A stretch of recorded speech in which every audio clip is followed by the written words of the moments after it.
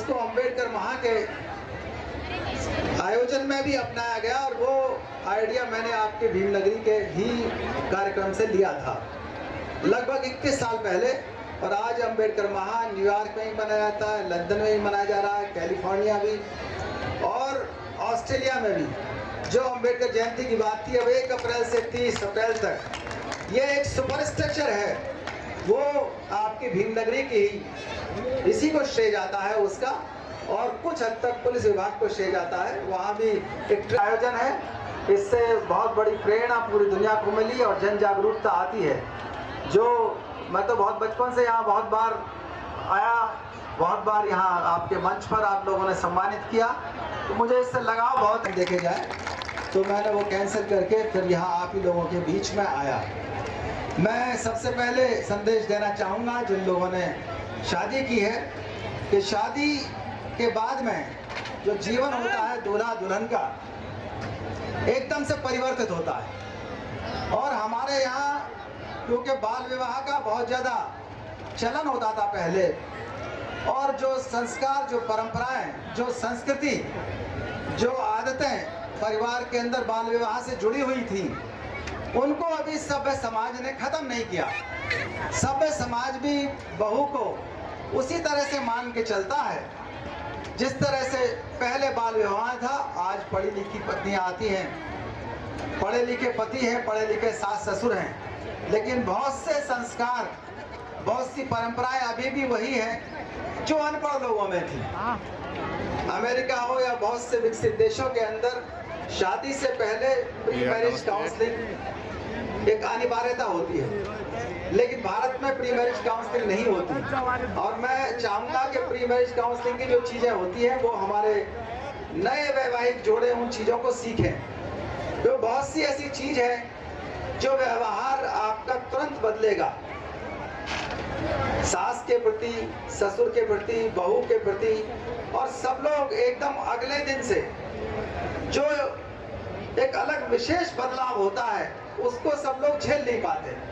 नए परिवार का सदस्य जब आता है तो उसको एक स्ट्रेंजर समझ करके लोग बाग उसके रहने सहने के तरीके को पसंद नहीं करते, उसको धोखा टाकी करते हैं। मैं चाहूँगा बहू का वो परिवार, जिन परिवारों में वो जा रही हैं, वो लोग वैसे स्वागत करें जैसे कि उनका अपना बच्चा, एक नया बच्चा आता है उसका स्वागत होता है। माननीय सुप्रीम कोर्ट ने इसमें बहुत अच्छा एक आदेश दिया है कि जब नई लड़की कोई बहू बन करके आती है तो उसका हाल एक ऐसे फूल की तरह होता है जैसे कांटों के बीच हो। अब ये कांटों का कर्तव्य है कि वो उस फूल को चुभेंगे नहीं, वो उस फूल की रक्षा कवच बनाएंगे। ये सुप्रीम कोर्ट का आदेश है। पहले लोग समझना होगा, ये सब आदेश सभ्य समाज में कोर्ट को करने पड़ते हैं। सभ्य समाज को ये चीजें खुद सीखनी चाहिए थी, लेकिन क्योंकि पढ़ाई लिखाई में उस तरह का सिलेबस नहीं है, तो मैं चाहूंगा कि हर आदमी जो भी शादी से संबंधित सास, ससुर, बहू, बेटा, भतीजा जो भी है, वो बहू का भी स्वागत करें और जो दामाद है उसको भी बेटा मान करके चले। तो जो नया परिवार बनता है वो परिवार एक अच्छा और स्वस्थ परिवार बनेगा। कई जगह अभी भी विरोध होता है, कई जगह अंतर विवाह होते हैं, प्रेम विवाह होते हैं, उनका भी स्वागत करो।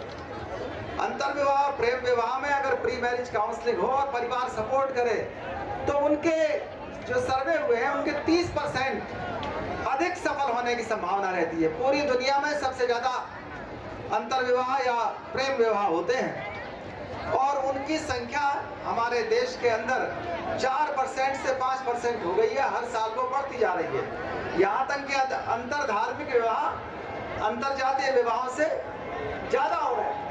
ये आश्चर्य की बात है।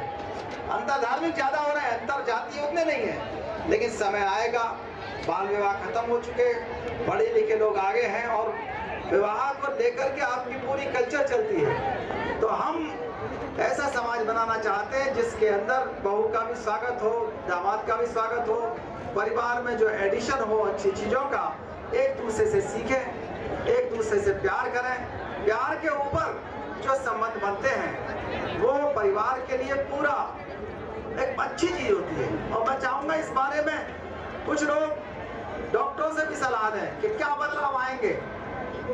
शादी के बाद एकदम से उनके स्वास्थ्य में परिवर्तन आता है। डॉक्टरों से भी सलाह लें और कानूनी सलाह भी लें, वकीलों से भी सलाह लें और ऐसी केस स्टडी भी कर लें गूगल से निकाल करके कि जिन लोगों का परिवार असफल हुआ वो लोग कहीं खुश नहीं है। तो किसी भी तरह से परिवार को खुश करना अत्यंत आवश्यक है। कभी कभी जब झगड़ा होता है मियां बीवी में तो बहुत सी बीवियां कहती है नहीं मैं ऊपर हूँ, मैं ज्यादा पढ़ी लिखी हूँ या मैं ज्यादा अमीर परिवार से आई हूँ, मुझे ज्यादा अनुभव है। कई जगह पति कहता है कि नहीं मैं कमाता हूँ, मैं ऊपर हूँ। इसके अंदर दोनों को एक चीज नोट कर लेनी चाहिए और दिल से बांध लेनी चाहिए मस्तिष्क में भी कि ना पति ऊपर है ना पत्नी ऊपर है, परिवार ऊपर है। जिन लोगों में परिवार ऊपर मान लिया गया उन परिवार के लोग खुश रहे। और खुशी तो देने से होती है, खुशी तो इन्वेस्टमेंट है। जितना खुशी बहू को दोगे बेटे को दोगे उतना ही परिवार खुश रहेगा। और बुजुर्ग आपको जो आजकल माता पिता यहाँ शामिल हुए होंगे, भाई बहन शामिल हुए होंगे, वो अगर बहू का अच्छा स्वागत करेंगे, बेटे का अच्छा स्वागत करेंगे, शादी विवाह को सपोर्ट करेंगे, कोई कमी हो जाए उसमें नुक्स नहीं निकालेंगे तो आपका बुढ़ापा अच्छा बीतेगा। ये एक निवेश है, जितना प्यार करोगे उतना ज्यादा बुढ़ापा अच्छा बीतेगा। अभी भंत जी ने आपको पंचशील का पालन करने के लिए धर्मों लगभग पंचशील किसी ना किसी रूप में पूरी दुनिया के धर्मों के अंदर है। और अपने गांव मोहल्ले में सर्वे करके देख लेना, कॉलोनी में जिस परिवार के अंदर पंचशील का पालन हुआ है उसी परिवार का विकास हुआ है। जिस परिवार के अंदर पंचशील का पालन नहीं हुआ उस परिवार का विकास नहीं हुआ। आज आईएएस का रिजल्ट आया है और काफी लोग कानपुर से, कोई बीएचयू से, कोई आगरा से सेलेक्ट हुए हैं। और वो लोग जो सेलेक्ट हुए हैं आप उनका इंटरव्यू देके देख लीजिए। उनके माँ बाप ने त्याग किया, उनके घर में पंचशील का पालन हुआ। और जिन परिवारों के लोग मुकदमेबाजी में, क्रोध में, हिंसा में, झूठ में, चोरी में, धोखाधड़ी में, नशे में लिप्त रहते हैं, उन परिवारों का विकास अगर हो भी गया किसी तरह से तो अगली पीढ़ी में वो विकास ध्वस्त हो जाता। बाबा साहब डॉक्टर अंबेडकर से आप लोग सब प्रेरणा ले रहे हैं सामाजिकता की। बाबा साहब से प्रेरणा लेना सबसे ज्यादा आसान काम है, लेकिन जीवन में उसे अपनाना थोड़ा मुश्किल है, लेकिन वो आरामदेह बहुत है, वो एक निवेश है। मैं जब बहुत छोटा था, जब पढ़ने लगा तो बाबा साहब का कैलेंडर देखा, उस कैलेंडर पर बाबा साहब की डिग्रियां लिखी हुई। बाबा साहब doctor BR Ambedkar MA, PhD, DLIT, DSc, बार एटला बहुत सारी डिग्रियां लिखी हुई। मैंने अपने पिताजी से पूछा, पिताजी इसमें सबसे बड़ी डिग्री कौन सी है? तो पिताजी ने बताया कि इसमें मुझे हमेशा याद रहती थी और मुझे लगता था कि मुझे डिलीट करनी है। और एक दिन वो सपना सफल हुआ और मैंने डिलीट की। दूसरा सवाल मैंने बचपन में पूछा कि इन्होंने, बाबा साहब ने पढ़ाई लिखाई कहाँ की? तो पिताजी ने उत्तर दिया कि ये लंदन स्कूल ऑफ इकोनॉमिक्स में पढ़े थे, विदेशों में और भी जगह पढ़े थे। तो मैंने कसम खाई, पढ़ लिया कि मुझे भी लंदन स्कूल ऑफ इकोनॉमिक्स में पढ़ना है। और एक दिन सपना सच हुआ। 16 जून 2016 को मैं लंदन स्कूल ऑफ इकोनॉमिक्स में लेक्चर देकर के आया।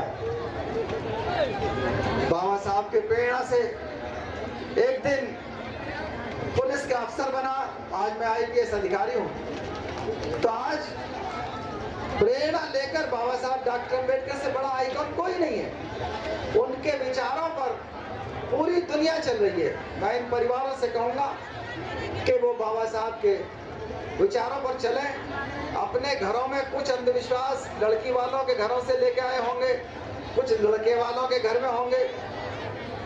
इन दोनों पति पत्नियों से कमेटी वाले भी कहे कि अपने मन के अंधविश्वास, अपने ससुरालों के अंधविश्वास, अपने घर के अंधविश्वास खत्म कर दें।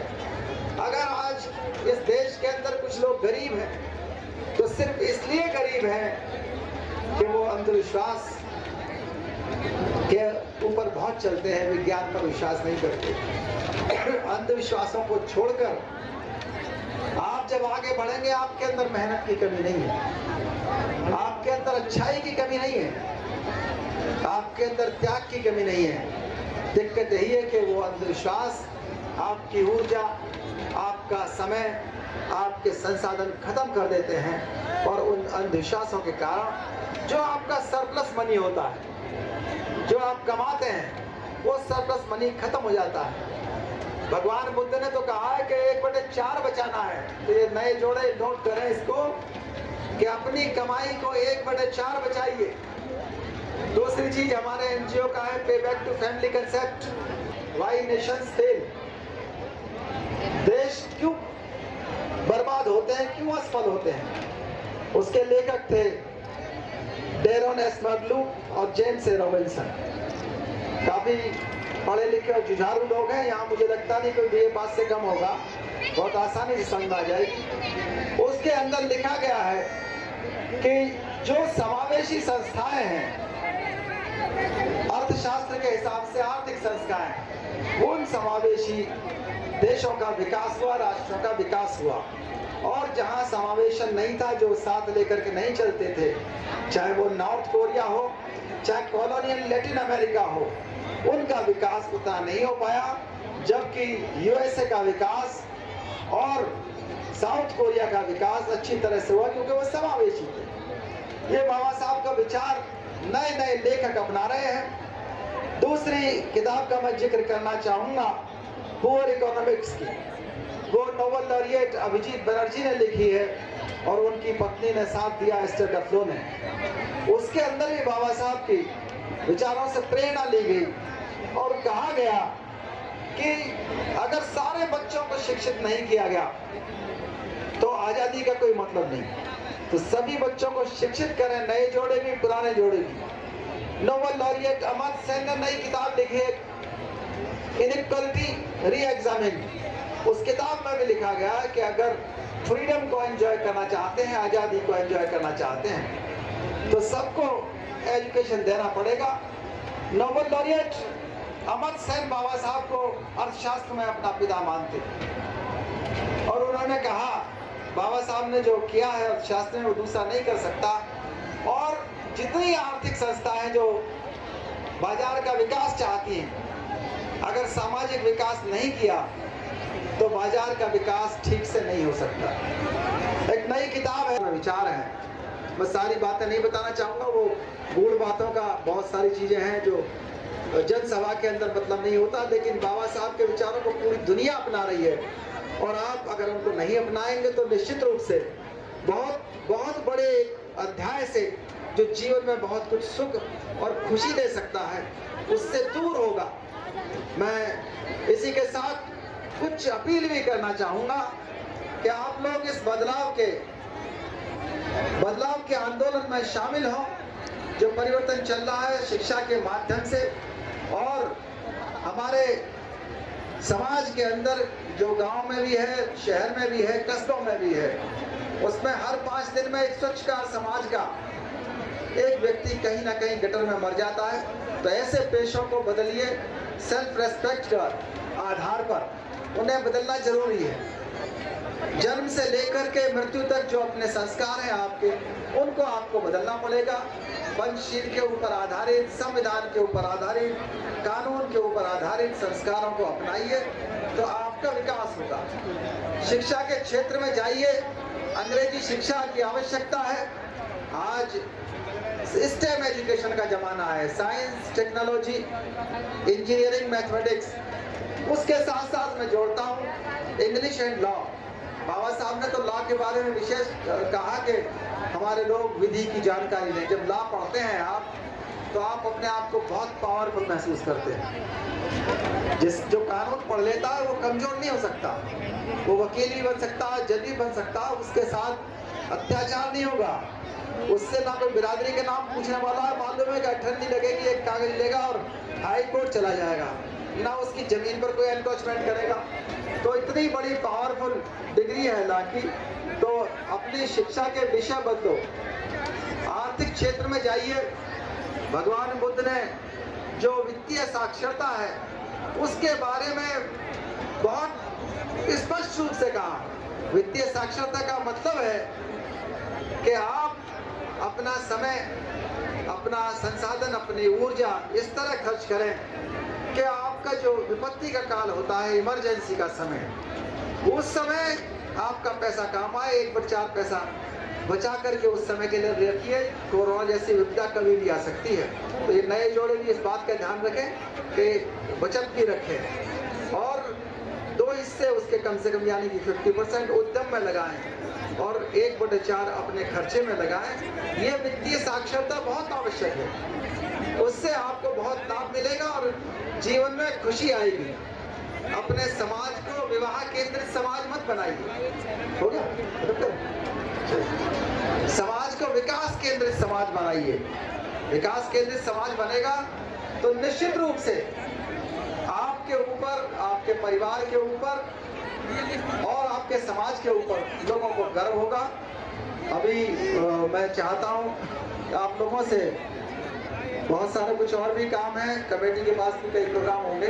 कई लोगों ने कहा लंबा बोलिए, कुछ लोगों ने कहा शॉर्ट करिए, लेकिन नए जोड़ों को भी और हमारे युवा साथियों को भी, सब लोगों को मेरी तरफ से बहुत बहुत बधाई, और इनकी शादियों की भी और बाबा साहब डॉक्टर अम्बेडकर के ऊपर जो जयंती मनाई जा रही है, और भीम नगरी आयोजन समिति को भी बहुत बहुत बधाई। धन्यवाद। जय भीम, जय भारत। हेलो।